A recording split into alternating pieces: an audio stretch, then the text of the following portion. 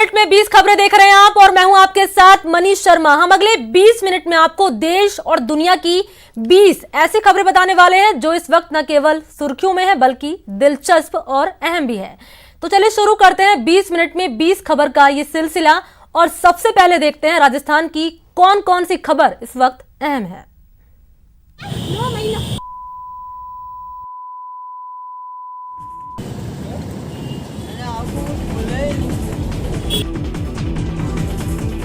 इन तस्वीरों में एक लड़की एक लड़के को पीटती नजर आ रही है। इस वायरल वीडियो को लेकर अभी तक किसी ने पुलिस में शिकायत तो दर्ज नहीं कराई है, लेकिन इस वीडियो से इतना अंदाजा हो रहा है कि ये लड़का लड़की का पीछा कर रहा था, उस पर फप्तियां कस रहा था।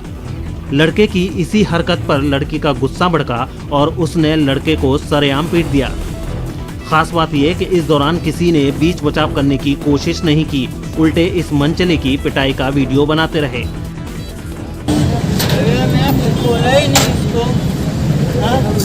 आज के बाद आजाद नगर चौराहा के आसपास देखे। प्रदेश सरकार कोरोना के प्रति लोगों को जागरूक करने में जुटी है। इसकी जिम्मेदारी मंत्रियों और विधायकों पर डाली गई है, लेकिन मंत्री जी ही जब सतर्कता का नियम भूल जाएं, तो क्या होगा। दौसा में युवा और खेल मंत्री अशोक चांदना के कार्यक्रम की तस्वीर देखिए, जहां खुलेआम कोरोना गाइडलाइन की धज्जियां उड़ी। जब उनसे सवाल पूछा गया तो देखिए कैसे मंत्री जी मीडिया को ही नसीहत देने लगे। आप भी नहीं कर रहे हैं। आप देखिए, आप में 1 इंच का भी फर्क नहीं है भैया। शुरुआत तो मैं तो कुएं में कूदूंगा, मेरे पीछे आप भी कूदोगे क्या? नहीं, मैंने तो आपको कुर्सी बहुत दूर दूर दी है, आप खुद आकर यहाँ खड़े हो गए। आ जाओ, बिल्कुल। गहलोत सरकार ने गांधी जयंती के मौके पर कोरोना के खिलाफ जन जागरूकता अभियान की शुरुआत की है, जिसमें लोगों को सोशल डिस्टेंसिंग के साथ ही मास्क लगाने को लेकर समझाया जा रहा है। सरकार का ये अभियान 31 अक्टूबर तक चलेगा। अजमेर में रविवार की शाम हाथरस कांड के विरोध धरना प्रदर्शन और कैंडल मार्च का आयोजन किया गया। इस दौरान बड़ी संख्या में वाल्मीकि समाज के लोग इकट्ठा हुए और हाथरस की पीड़ित लड़की के लिए इंसाफ की मांग की। इंसाफ और विरोध के लिए इस तरह के प्रदर्शन आम बात है, लेकिन जिस तरह से लोगों ने कोरोना संक्रमण से बचने के लिए बनाए गए नियमों की अनदेखी की है वो हैरान करने वाली है। यहाँ ना तो किसी ने ठीक से मास्क पहना था और न ही सोशल डिस्टेंसिंग की परवाह की, बस अपनी बात कहते रहे, नारेबाजी करते रहे। हम लोगों ने ये मांग भी रखी सरकार से कि जो भी अपराधी हैं, जिन लोगों ने भी ये घिनौना कृत्य किया है, उन्हें जल्द से जल्द फांसी दी जाए। यदि सरकार हमारी इस मामले में अगर नहीं सुनती है तो पूरा वाल्मीकि समाज अभी एक है। हाथरस कांड को लेकर सीएम अशोक गहलोत ने बीजेपी पर तीखा हमला किया है। रविवार को सोशल मीडिया पर एक पोस्ट के जरिए गहलोत ने हाथरस की घटना पर सवाल खड़े किए। उन्होंने लिखा कि हाथरस में रात को 2 बजे बच्ची का अंतिम संस्कार कर दिया गया। ये लापरवाही हृदय विदारक है और पूरे देश के स्मृति पटल पर हमेशा के लिए छाई रहेगी। साथ ही सीएम गहलोत ने यह भी लिखा कि रात को पुलिस की देखरेख में दाह संस्कार कर दिया और अपनी बच्ची के अंतिम दर्शनों के लिए मां लगती रही। जो बॉर्डर पर शहीद होते हैं उनकी पार्थिव देह भी पहले गांव तक आती है, हेलीकॉप्टर से, प्लेन से आती है, विदेशों से भी शव लाए जाते हैं। ये सम्मान देने की बात हमारे देशवासियों के संस्कार, संस्कृति और धार्मिक मान्यताओं के आधार पर हमेशा रही है। लेकिन बीजेपी के शासन में जो कुछ भी हुआ उसे देखते हुए ये सवाल उठता है कि बीजेपी किस हिंदू संस्कृति की बात करती है। राजस्थान के चिकित्सा एवं स्वास्थ्य मंत्री रघु शर्मा ने टोंक के देवली में ट्रॉमा अस्पताल का दौरा किया।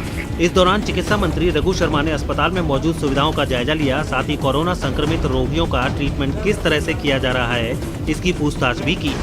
ट्रॉमा अस्पताल के निरीक्षण के दौरान चिकित्सा मंत्री कई बार नाराज नजर आए और उन्होंने अस्पताल प्रशासन के लोगों को जरूरी दिशा निर्देश भी दिए। रघु शर्मा कोरोना संक्रमण के खिलाफ जन आंदोलन की शुरुआत के लिए टोंक पहुंचे थे। यह राजकीय महाविद्यालय के खेल मैदान में उनका कार्यक्रम था, लेकिन उस कार्यक्रम से पहले ही वो देवली अस्पताल पहुंच गए थे। आपको बता दें कि टोंक में बड़ी संख्या में मेडिकल स्टाफ भी कोरोना संक्रमण का शिकार हुआ था, जिसकी वजह से चिकित्सा मंत्री ने अस्पताल का दौरा किया। कोरोना काल ने जीवन के हर पहलू पर अपनी छाप छोड़ी है। बेटे बेटी का रिश्ता तय करने के लिए पहले जहां लोग बड़े होटलों का रुख करना अपनी शान समझते थे, लेकिन कोरोना का डर उन्हें फिर से प्रकृति के करीब ले आया है। अलवर के कंपनी बाग में इन दिनों खास चहल पहल है, जहां लोग अपने बच्चों की शादी तय करने के लिए पहुंच रहे हैं। होटल और धर्मशालाओं की बजाय फिर से कंपनी बाग अलवर शहर में लड़का लड़की देखकर रिश्ता तय करने का पसंदीदा ठिकाना बन रहा है।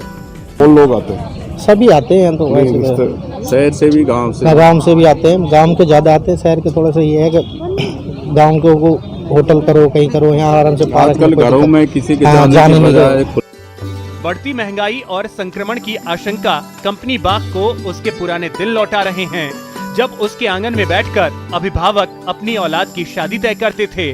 कोरोना के कारण ही सही, लोगों को प्रकृति का सानिध्य मिल रहा है और एक साथ अपने लोगों से मिलने का मौका भी।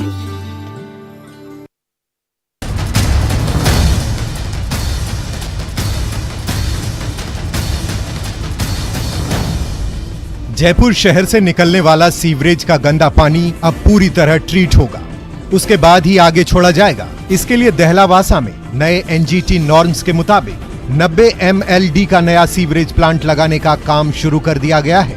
साथ ही पहले से लगे 62 MLD के 2 ट्रीटमेंट प्लांट भी जल्द ही अपग्रेड हो जाएगा।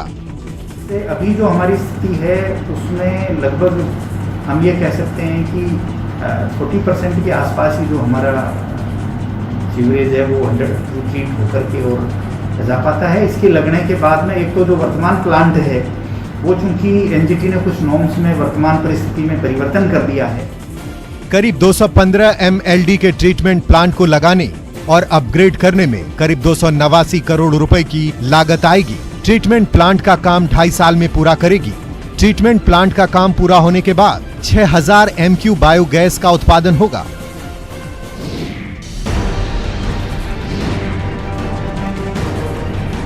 कोरोना संक्रमण ने न सिर्फ सामान्य जिंदगी पर असर डाला है, बल्कि त्योहारों को भी प्रभावित किया है। सोशल डिस्टेंसिंग के कारण कई त्योहारों पर ब्रेक लगी है, तो अब दीपावली के पटाखों पर भी ग्रहण लगने की आशंका है। स्वास्थ्य से जुड़े लोगों को आशंका है कि दीपावली के पटाखों से कोरोना संक्रमित मरीजों की हालत और खराब हो सकती है। इस वर्ष यह बहुत ही खास हो गई, क्योंकि जिनको अस्थमा की तकलीफ है, जिनको COPD है, उनको पहले से ही कोविड के होने की आशंका ज़्यादा होती है। तो कोविड के होने की आशंका भी ऐसे लोगों को कुछ अधिक हो जाएगी प्रदूषण के बढ़ने के साथ। मामले में राज्य मानवाधिकार आयोग ने भी संज्ञान लेते हुए दीपावली पर सरकार से राज्य में पटाखों पर रोक लगाने के बारे में कहा है और 12 अक्टूबर तक इस बारे में रिपोर्ट देने को कहा है।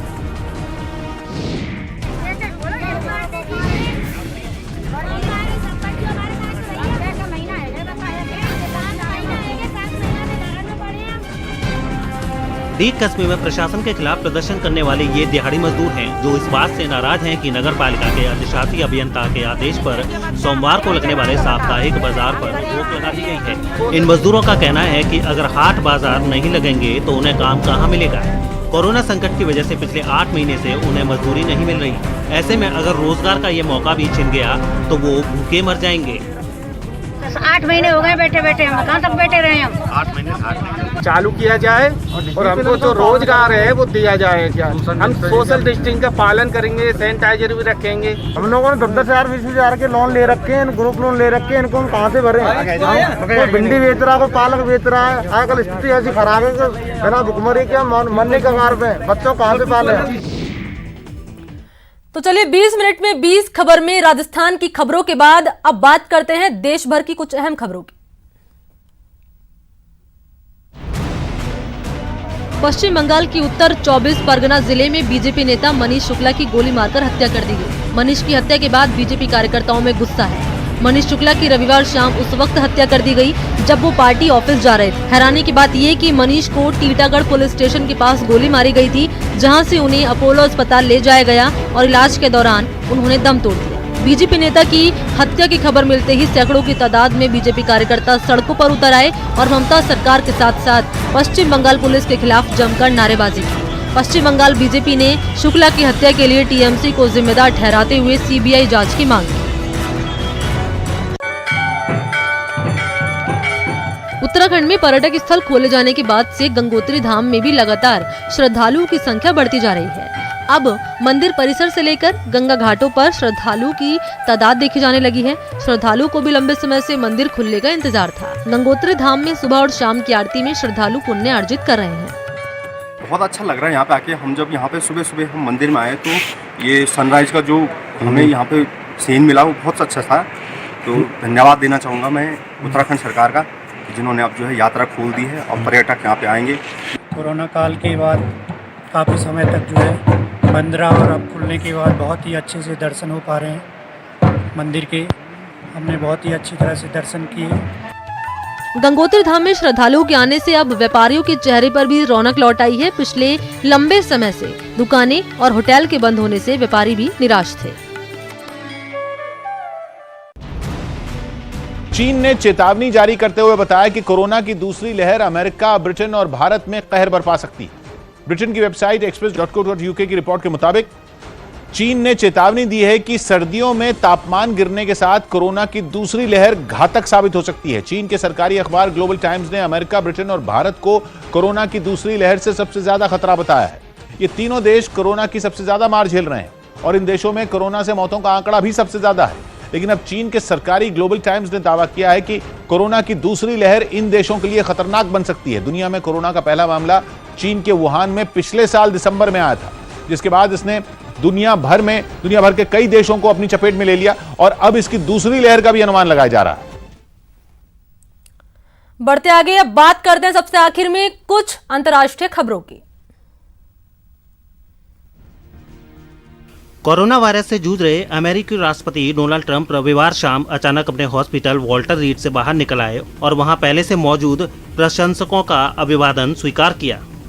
अस्पताल से बाहर निकलने से पहले डोनाल्ड ट्रंप ने एक वीडियो जारी करने को कहा था कि वो अपने समर्थकों से मिलने के लिए अचानक से बाहर आएंगे। डोनाल्ड ट्रंप ने कहा कि उन्होंने कोविड-19 के बारे में काफी कुछ सीखा है और ये सब कुछ स्कूल जाकर सीखा है।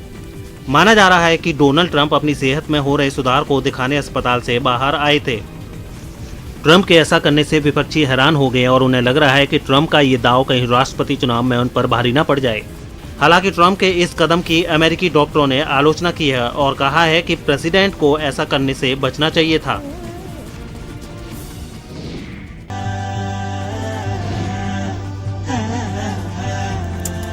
सऊदी अरब में 7 महीने बाद रविवार से मुस्लिमों के धार्मिक स्थल मक्का को उम्रा के लिए खोल दिया गया है। इसके लिए जरूरी सावधानियों का ध्यान रखा गया है। आपको बता दें, धार्मिक स्थल मक्का को 3 चरणों में खोलने की योजना है। पहले चरण में सऊदी के 6000 लोगों को जाने की इजाजत है। दूसरे स्टेज में 18 अक्टूबर के बाद ज्यादा से ज्यादा 15,000 जायरीनों को नमाज के लिए 40,000 लोगों को इजाजत दी जाएगी। उम्रा के लिए लोगों को मोबाइल एप्लीकेशन से आवेदन करना होगा ताकि भीड़ से बचा जा सके। सऊदी से बाहर के जायरीन 1 नवंबर से मक्का जा सकेंगे। वैसे आपको बता दें, सऊदी अरब में अब तक 3,35,000 से ज्यादा लोग कोरोना से संक्रमित हो चुके हैं और यहाँ 4,850 लोगों की मौत भी हुई है। रही बात उम्रा की, तो हर साल पूरी दुनिया से लाखों मुसलमान यहाँ पहुँचते हैं। कोरोना के चलते इस साल सऊदी में रहने वाले केवल 1,000 लोगों को ही हज की इजाजत दी गई थी।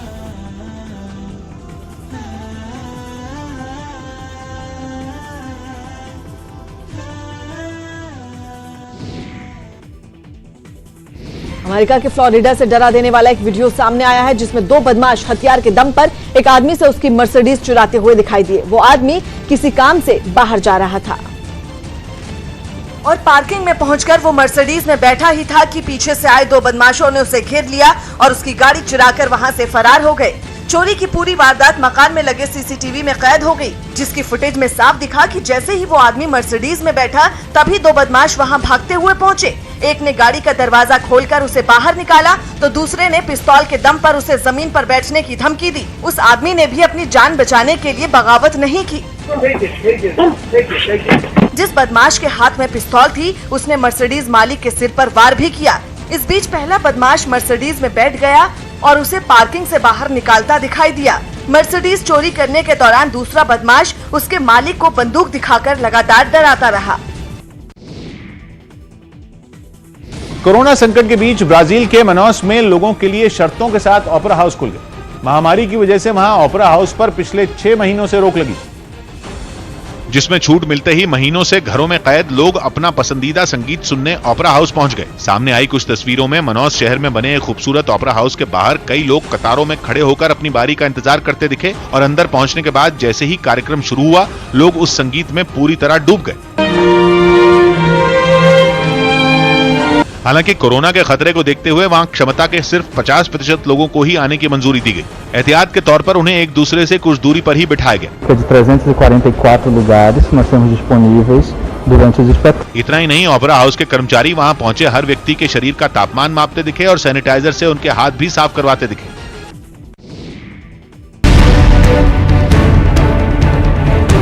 कोरोना संकट में अमेरिका के मैसाचुसेट्स में एक इंजीनियर ने आपदा को अवसर में बदलते हुए बाल काटने वाला रोबोट बना डाला।